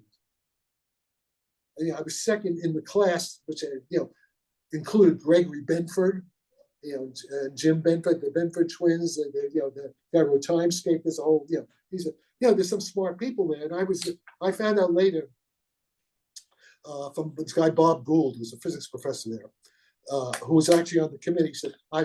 He says you could cheat on the oral exam, but you can't cheat on the written exam. Right, So, and I was second in the whole class of that my year that I took the PhD oral, and it was because of that. See, it was because I was second. They didn't tell me I was second, but it's because of that San Diego State gave me the job as assistant professor before I got a PhD. See, because they checked to see who's this. All right, so Fred Cummings, who is now a professor he had left Aeronautics to become a faculty member at this new campus. He said, come on, Jack, come on, I'll get you a PhD in a year. Because it was a brand new thing, and he was kind of a rebel. He didn't get, damn, what the hell, So that's how I got my PhD, I did a year. Gauge invariance. It was a stupid thesis. It actually was a good idea, but I didn't even solve the problem correctly, because now it's only now that people didn't realize what it is. But they just got me out. And what was your thesis on? What did you write your thesis on? It's called Local Gauge Invariance in the Theory of Superfluid Helium. trying to explain turbulence, the onset of turbulence is, there's a coherent order parameter. It's like looks like a giant quantum wave function, and when the wave function breaks down, it'll cause turbulence, maybe, which is a gauge field. So it's like a analog to a magnetic vorticity field, And I was into that because I knew Richard Feynman. See, I used to hang out with Richard Feynman. I used to go up to Caltech. I met Feynman in '63. And Feynman was into superfluid helium, so I was reading the ground state of superfluid vortices and rotons and all that stuff. So I was actually hanging out with Feynman at the time. I would go up to Caltech, and in fact, I helped. In 1967, I was with Richard Feynman and Kip Thorne. The guy know Kip Thorne. Kip Thorne had just gotten his PhD from John Wheeler in Princeton and was a young assistant professor of physics at Caltech. And I was with Feynman saying, Jack, come help me here. I need some help. And we went in his Volkswagen bus up to this house in Pasadena Hills. And it was Kip Thorne was there with all these empty boxes. He's moving in. We helped him move in and carry boxes in. And I think we all got stoned. No, that wasn't. I didn't smoke joint then. No, I didn't. I don't think we did. Maybe they got stoned. I don't know. I don't remember. Okay. So but now. So where are we now? We're now at You're just professor. Okay.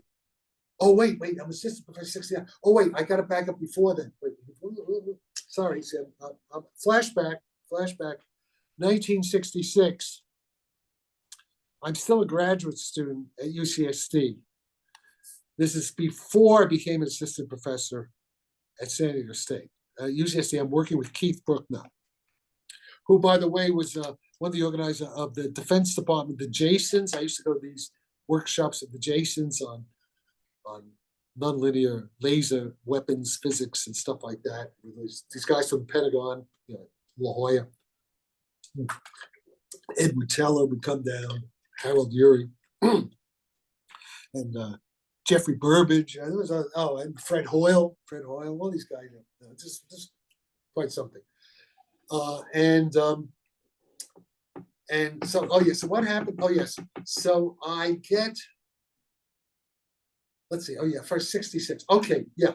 So this is when the Brits invite me to Harwell. Okay. This is now the spring of 1966. Yeah, spring of 1966. I get an invitation to visit Her Majesty's Atomic Energy Research Center at Harwell, which is it's near Oxford. Culham Plasma Laboratory also is near there, in Didcot, Berkshire. And but also before going to Harwell, there's this summer school, a NATO summer school in nonlinear physics at the Max Planck Institute of Werner Heisenberg in Munich, okay, with John Wheeler, and was it Norman Kruskal, I think, did this. And somehow I got into that. So I go there. I go to Schwabing. I go to Munich first. My wife isn't there, but I'm by myself. I remember I was there for like a month. Get on it's right by this big park in Schwabing, which is the bohemian part of Munich. It's actually pretty fun. Back then, 1966. All these Nazis are still there drinking beer at night. All right. And I get up every morning and get on the streetcar, which goes to the end of the line. At the very end of the line is the Max Planck Institute. And I dutifully go there at least, forward every day during the week. And with John Wheeler and Heisenberg, and have tea and coffee, and I was up there every day with these guys. In a very small, intimate situation, maybe 20 of us. Who knows? Not that many, right? 30 of us. It was a small group. Okay, and then I wound up at Harwell. Then I left there. Actually, I had to leave early because they wanted me at Harwell. They didn't want me to go. Yeah, it was kind of made a bit of they were kind of disappointed I was leaving too soon. I think I stayed 4 weeks instead of the 6 weeks. Yeah, because they wanted me back to go to Harwell. And then I met my wife and we went to Salzburg. She kind of met me somewhere, and and then we wound up. We flew in. Flew into London, and there's like a military driver meeting us and taking us, and we stayed at this place called Ridgway House. Ridgway House is former Royal Air Force Officers Club, billet, it's like where they stay, like a hotel, sort of very nice, on the campus of Harwell, because they're also right around there during the war. This is only 20 years, that's 20 years after the war. There are all these Air Force bases. There still are. There still have American Air Force bases there, and some of the guys who were living there had been there during the war in the RAF, right? And I don't know, I guess they work at Harwell, whatever. But you could imagine there were guys from the MI5 and British intelligence. They had two, right? I mean, they have nuclear weapons there. You have to be. They don't let anybody in there, right? Okay. And while there, 1960s, it was very informal. And I was actually encouraged to go take trips during the day and get on the train and go to London to the Imperial College. Imperial College is like the MIT. Imperial College is like an MIT of London, British MIT. And there I met Abdus Salam. He was the head of theoretical physics, and Goldstone and Kibble, all these guys. There was this Goldstone theorem and the Higgs. So I would go back. I would go back and forth, kind of. And I was talking with this guy, a young man. He was a little bit older than me, named Marshall Stoneham, who was in the theoretical physics with me. I was saying, hey, it's something about this Goldstone thing, and Goldstone theorem, broken symmetry, and all that stuff. And then Marshall was an expert in solid state physics. So this thing called the Jahn-Teller effect, which you have a distortion in the lattice, and it kind of creates like almost like a room temperature superconductor in a way. This long-term coherence, Goldstone theorem. And so, as a result of that, Marshall really wrote most of the paper.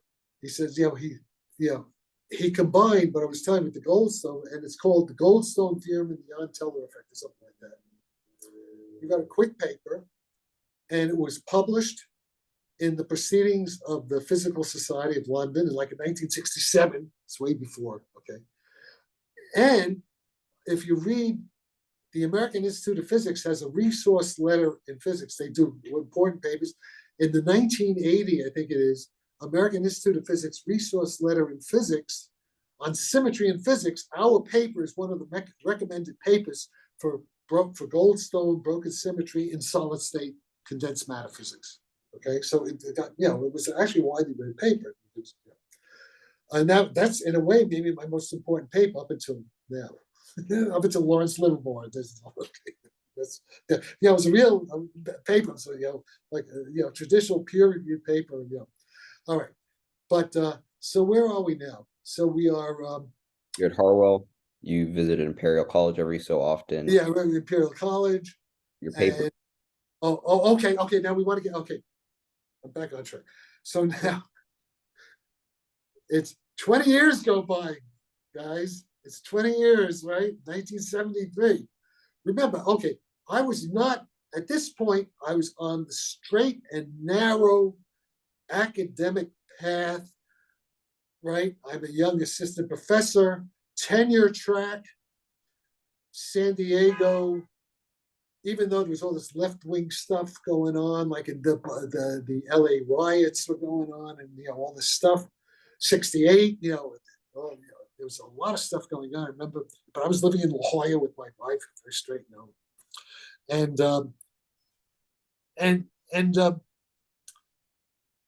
suddenly what happens? Okay, so because I was doing Gilbert, because I was doing shows, my second wife, and all these, I was doing the romantic lead parts, and I had all these young girls, I was Nike Poo, and with Miss Colorado was So my wife started, she got jealous. And also, I guess I wasn't paying much attention to her because I was in these shows. I did Mozart. I was in the San Diego Civic Opera and Goethe's Faust, and was with Norman Traeger and what's her name? Of this great opera singer. No, it doesn't matter. In any case, I was still, any case, so I walked back from the rehearsal one day. One day she says, "Jack, I'm divorcing you. Here's the divorce papers." Okay. And I had all these women running after me anyway. So but I mean, it was I wouldn't have left her, and I wasn't having an affair or anything, but she just thought, maybe I was, but I wasn't. And so she later regretted it. She told me she regretted it, but in any case, so also this is pretty weird what's going on now. This is now the spring of 73. It's almost like 20 years. But remember, I'm not thinking about what happened. I forgot about it, right? Basically. I forgot about it. I'm just doing my professor thing, and we're in Navy, we had friends, So okay, so but the guy next to me, he was a associate professor of physics at San Diego State. It's like 5 years older than me, and he had all these military stuff. He would drive around in his Austin Healey, short hair with his Bermuda shorts, Air Force contract, nuclear weapons, Livermore, explosions, atomic physics, all that kind of stuff. But it was a bit crazy, two crazy Jewish guys. And our offices were actually, were they next? No, he was downstairs, but we were like the two crazy Jew boys, the department. And something happens where he gets divorced too. His wife kicks him out. He had 3 kids, but I guess his wife had money. In fact, he was living up high on the hill. His next door neighbor was Jonas Salk. Who was married to the mistress of Picasso, right? They were the next door neighbors. And also, we were also the Black Panther people. What was her name? The wife of what was her name? That good-looking woman. She would come. These Black Panther people would come down and stay with him. There's all these. There's all this stuff going on. Ken Kesey would come. I mean, there's a lot of stuff going on. But in any case, so what happens? Here we are. Did you have kids? No, I never had kids, which is fine. Which is good. I probably wouldn't got divorced. We had kids, so we didn't have kids. So. And we had a dog, a German Shepherd called Faust, black German Shepherd, which Roberta, my wife, kept it. But in any case, so suddenly we're both divorced, 2 schmucks. So we move in together. We're the odd couple. It's like Norman. It's like Walter Matthau and what's his name, Jack Lemmon. Well, I'm Walter Matthau. I'm the Salam. Okay, and we move in an apartment right at the edge of the campus. Of the San Diego State campus was loaded with these. I don't know if you ever saw. Did you ever see what was that? What was that movie? What was that TV series about the beaches in Malibu and 90210. Well, there was one even before that. I mean, these are the most gorgeous. These are California dream, and this is the Beach Boys era. I'm 32 years old. I mean, still young, and we're surrounded by these young, beautiful girls, very available, right? So it's kind of it's okay. I mean, it's not bad. Not bad at all. Not bad at all. But now the weird. Okay, now the high. We got to get into the high strangeness, right? Now we do. Okay. Jack, I think it's in some sense it's okay if we leave people on a cliffhanger because there is going to be another part to this. Oh yeah, no, we have to do it. We haven't gotten there, but let me say a little bit more because I want to finish. We'll stop when I get to the 73, the 20 years later. That's a good breaking point. Then we'll do it the next time. Don't give people too much yet, especially on the interesting things. Yeah. No, this gets really. This is going to be a real cliffhanger. Wonderful. Okay. The first thing, a friend and I are living in this place, and this guy named Fritjof Capra shows up. he's suddenly on campus. He says, I guess he had known Abdus Salam, and he knew Heisenberg actually. He's a physicist, young German, Austrian physicist. He looks like one of the Hitler Youth, that kind of guy. And he shows up, and he starts hanging out. I guess he must have stayed with us in our apartment, I guess, because he said he heard that he knew about me from. Oh yeah, because I had also been. No, I hadn't been with David Bong yet. I got to get this straight when this all happened. Yeah, and in any case, he had heard about me, and he said he comes and he's writing this book called the Tao of Physics. He's writing a book, because he was doing LSD, whatever, and he was back then, the whole Esalen, that whole sort of thing. But he was kind of strange, and he said, "Listen, if you get to London." This is before who's thinking. I said, if you come to London, look me up, and you can stay with me in London.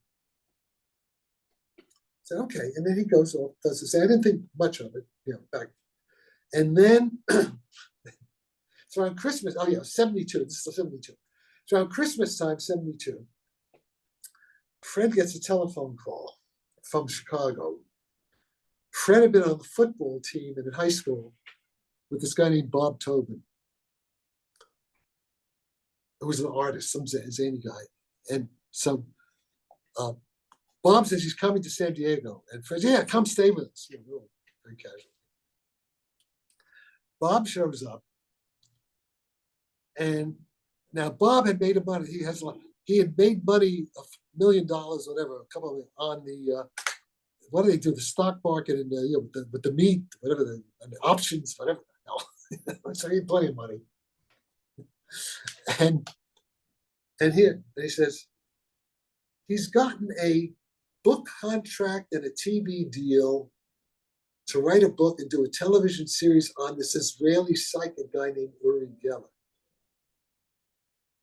We never heard of Uri Geller, right? Freacher Copper knew about Uri Geller, but never mentioned. I don't know if Freacher mentioned Geller just or not. Probably not. But you see, it's all connected. This is all something going on now. Just read between the lines what I'm saying. And he said that he wanted Fred. He said he didn't even know about me, but I was there, so I became part of it, right? Because he wanted Fred to write a book, how quantum mechanics might explain psychic power, paranormal power. And neither Fred or I, we didn't know. Yeah, consciousness, right? We didn't know anything. I had a graduate student at the time, my only graduate student, getting a master's degree at San Diego State, named Roland Fuchs. Roland came from an extremely wealthy family in, what's the town in, not Zurich, the other one, I'm having a brain fart. Geneva, Switzerland, gold, big gold, old family gold. He would drive Ferrari. I mean, I remember he had Roland would drive me around. He had an Alpine, a V8 Alpine. It was crazy, right? Driving fast. I had another. I had another student, Chinese student, who in a Lotus. He had one of these Lotuses like from The Prisoner. These two crazy students, one crazy Chinese and one crazy Swiss Jewish guy named Roland. Anyway, so Fred and Bob are there, and Roland says he's having a party. He had this beautiful place on the beach down, I forget what you call it, down where the hotels are.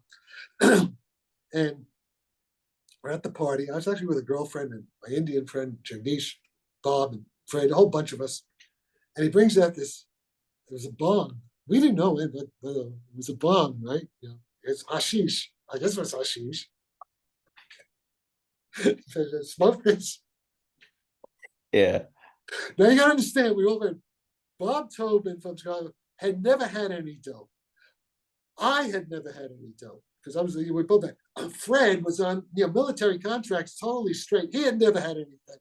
He had never gotten stoned. It's the first time all three of us, plus my friend Jagdish, the Indian guy, we started smoking this stuff.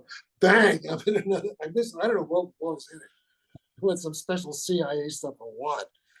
You know, I was in Toontown, man. I was with Bugs Bunny, and you know, it's like, you know, really totally, you know, everyone was having this, you know, this, yeah. So we got over to the other side. We were taken over to the universe next door, right? Right. Yeah. Oh, you want to? Well, it's like I guess like John Lilly, you know, when he takes ketamine and ETs, and you know, oh yeah, sure, we know, sure, you want to? We'll tell you. Amazing.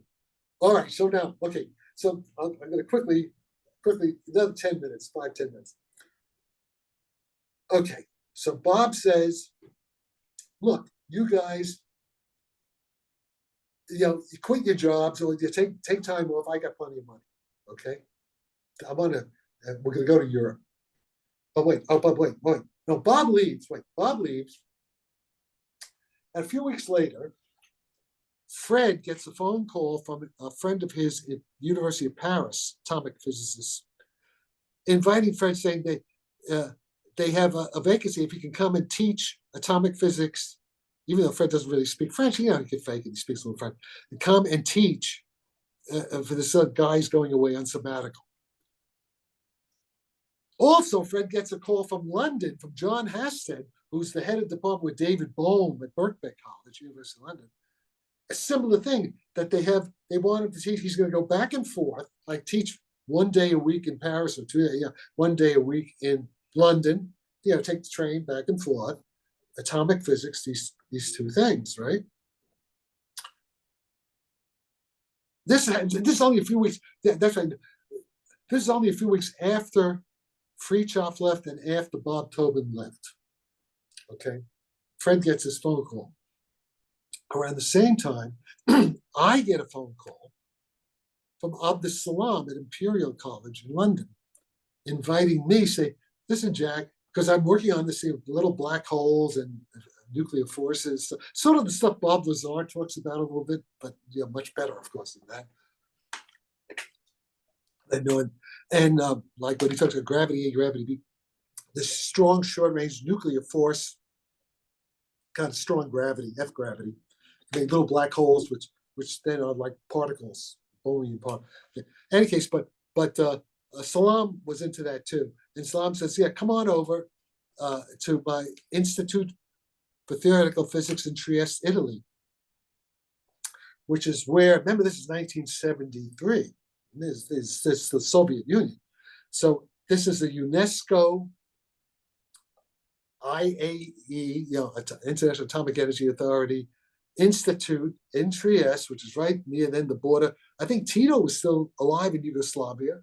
You know, this is still very Cold War-ish, but this was a place where Soviet physicists, Indian, African, all international, would all hang out together. Okay. And there is a movie, it's called The Recruit or something like that. There's a movie with De Niro, somebody, where they talk about going to Trieste. It's also with a place where there's the CIA, there's the KGB, there's the MI6. They're all like, talking to each other, behind the scenes. Okay. So I'm invited there. As a paid physicist. At the same time, sure, let's leave. So here, okay, so Fred is on his way to London and Paris. I'm on my way to Trieste, but wait, I had a girlfriend at the time, Sharon, Stanford girl, Irish, Stanford, who, interestingly enough, before I met her, had worked for the Office of Naval Intelligence at the American Embassy in Grosvenor Square in England before she went back to San Diego and sort of picked me up. Okay. Stanford graduate. Okay. Beautiful, very beautiful Irish girl. American. So Sharon's mother had a house in Carmel Valley, which is a beautiful place in California, Carmel Valley, not far from Stanford, San Francisco. And there was a 2-week seminar at physics seminar at UC Santa Cruz, which I wanted to go to before going over. So I'd been to this seminar for 2 weeks, Sharon and I staying at her mother's place in Carmel Valley. It's a Sunday morning, like 20 years after my thing, right? Sunday morning.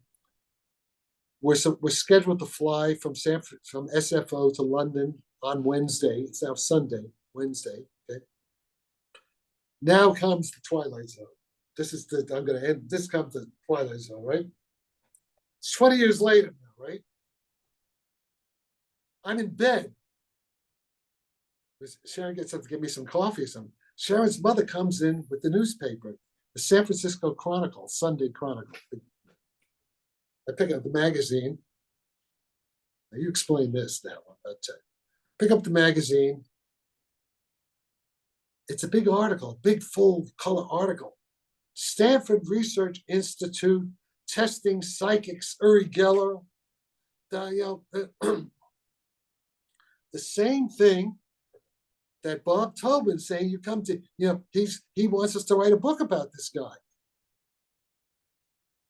But remember now, this is who's going to, how does anybody know I'm going to pick up this? Okay, so wait, so it gets even more. It gets more. So you want strength.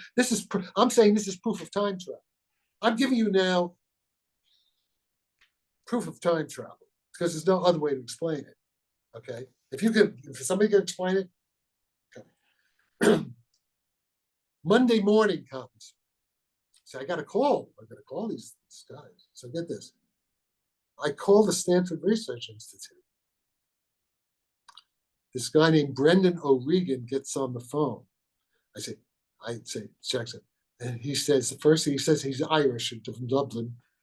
His Irish accent. He says, Dr. Sarfatti, we were hoping you would call us.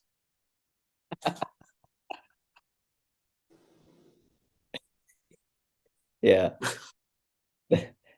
Great accent. Well, but I mean, hoping they would call. Yeah, okay. He says, could you please get into your car and come to Stanford Research Institute? We'd like to talk to you. 2-hour drive. Get into my car. I drive up there. I meet Brendan. He's actually an Irish national. He's kind of aristocratic. I mean, apparently his family, they ran the Dublin newspaper, the newspaper family, What is first thing he does? The first person I meet is Edgar Mitchell, the astronaut who walked on the moon, right? Who's running the project. And it's Institute of Noetic Studies. We're across from Stanford. Yeah, so I'm introduced to Edgar Mitchell. I later found out that Jacques Vallée, right? Oh yeah, he's one of the he's still alive, not dead yet. Jacques Vallée. You should be talking to Jacques Vallée. Okay. You should be talking to Jacques Vallée. I will. Jacques Vallée already knew I was coming up there and had apparently been arranging a meeting at this guy named Dean Brown's house. Okay. Maybe I don't know when, he's supposed to arrange a meeting. How did they know? I mean, when did he know? You could ask Jacques, when did he know? He never showed up. He arranged a meeting, but he didn't actually show something. Whatever. Okay. All right. So I'm talking to Brendan, and then Brendan said, we wind up at this guy named Dean Brown, who's at Silicon Valley, one of the first venture capitalists, some rich guy, Silicon Valley, 73, computer revolution, Stanford Research, okay. The CIA recorded the meeting, and I got hold of part of the tape from this guy named Saul Paul Sarag. It was like a long meeting, but there's an hour or so. I actually posted, it's on the internet, it's on SoundCloud, and you can hear the conversation going on. I meet Russell Targ, Hal Putoff, Brendan, and some other people there. And you hear Russell Targ talking about flying saucers, time travel from the future. And this rabbi, Hertog, is keys of Enoch or something. I mean, and so Russell, you'll hear Russell Todd talking about time. The flying stars are time machines from the future.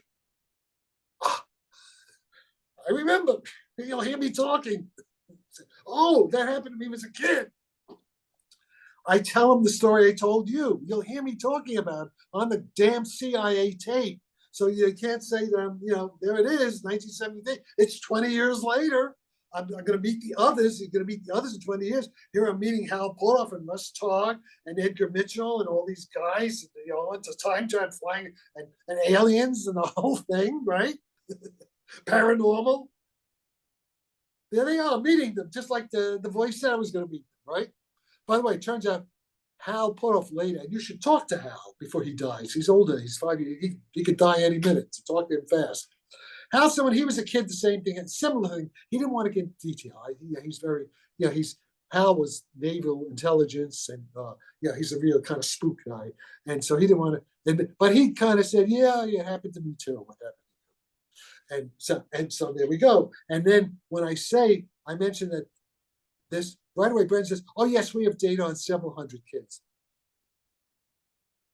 I mean, you can probably hear Brendan saying it I think he's on, you can hear him say it on the tape. 70s companies, so what's that? So there you go. You want corroboration? This will hold up in a court of law. If those guys, if those congressmen, Burchett, and these guys have me testify under penalty of perjury, oath, I'll be telling the same story. Who's going to contradict me? Plus, I have witnessed, but some of this, Russell Todd he's still alive. Hal Puthoff he's still alive. Jacques Vallée is still alive. And apparently, Jacques Vallée was involved. I never did meet him at that time, but he was a part of this thing. So you should actually talk to them before, because these people could all die very quickly. These old people in their high 80s. You should talk to Kit Green.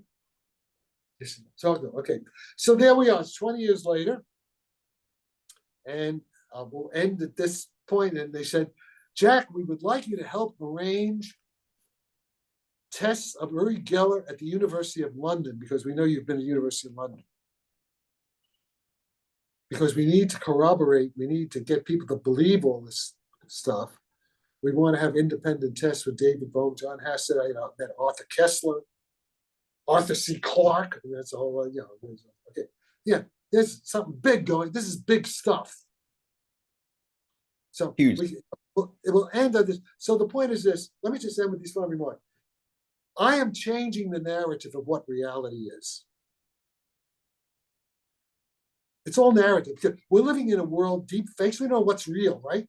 Reality's up for grabs. We don't know. Okay, come. Ukraine war, okay? You look at the London Times, the New York Times, and Zelensky's winning. A million Russians are dead and only two Ukrainians are dead. I'm exaggerating. It's all okay. Then, of course, you look at TASS, you look at the Russian thing, and of course, it's the opposite story. But we have guys like Colonel Douglas McGregor, a West Point graduate, a war hero, combat hero, not a fake general like the guys in the, I'm not going to say who, like a bunch of these 4 stars, they're bullshit. They never know which end to point the gun, probably. But he's a real soldier and he's a patriot. You can't accuse him of being working for Putin. But he says things that sound just like TASS. So it's just the opposite. Then you got Scott Ritter. Apparently Scott Ritter got in some trouble with some young girl. But nevertheless, he's a smart guy. He's a Marine. And he says the same thing. You got this guy Mersha. You got a bunch of guys saying just the opposite. So we don't know what's true. We don't know what's real about what's happening in Ukraine. According to McGregor, the war is lost. There's hundreds of thousands of Ukrainians, so they don't have. And the stuff we're sending is crap. The Soviet, it's all. So we have 2 opposing pictures. We don't know what to believe. There's an ontological split there, right? In the same way, the reality, paranoid. You have Mick West and these guys, the skeptics. You have Mick West and Michael Shermer, and you have Avi Lopez. You don't know where he stands. He's kind of between the two. And you have the crazy guys like me. Okay. all these guys, they're afraid to debate me.